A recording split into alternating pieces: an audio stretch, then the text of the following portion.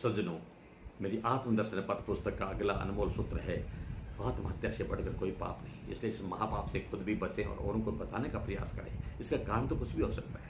मानसिक अवसाद हो सकता है, स्वास्थ्य कमी हो सकती है, आर्थिक तंगी हो सकती है, भय की भावना, धमकियों का शिकार हो सकता है, कोई अपमान की भावना हो सकती है, कुछ भी है। लेकिन मूल रूप से शास्त्र कहते हैं कि कामना का ही शिकार हुआ है वो आदमी। कामना ही थी मूल रूप में, क्योंकि कामना की पूर्ति करने के लिए जब प्रयास करता है, सामने से कोई रुकावट पैदा करने वाला होता है, तो रुकावट पैदा करने वाले के प्रति क्रोध पैदा होता है और उसको नुकसान पहुंचाने का प्रयास करता है। और अगर अगला ताकतवर और बलवान होता है तो खुद ही अपने क्रोध का शिकार हो जाता है, घुटन पैदा होती है और सोचने की शक्ति खत्म हो जाती है, बुद्धि भटक जाती है, विवेक ढक जाता है और मानसिक पतन होने के कारण से खुद ही आत्महत्या करके अपने आप को खाक में मिला देता है और सबसे पहले भगवान के वहां दंड का भागीदारी बन जाता है।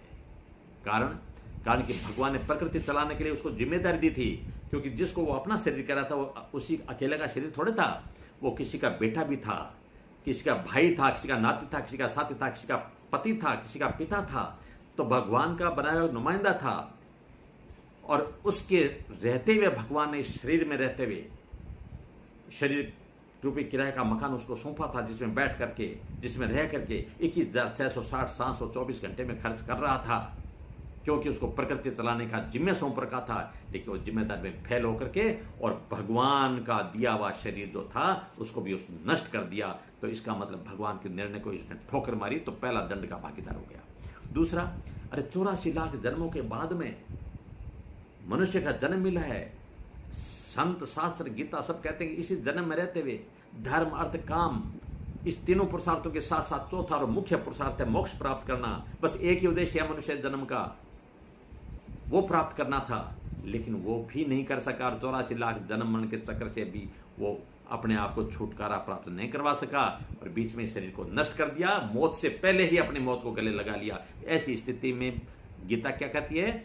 भगवान ने कहा है कि अंत मति सो गति। अब दूसरा जन्म कहाँ होगा? कि जब राग और द्वेष के कारण से उसका मन जहां फंसा हुआ है, जीव वहां आकर के जन्म लेता है हर आदमी का। लेकिन गौड़ प्रेरणा कहता है कि आत्महत्या करने वाला आदमी तो जन्म मरण के चक्कर में बाद में आता है, पहले तो प्रेत योनि में बरसों तक भटकता है।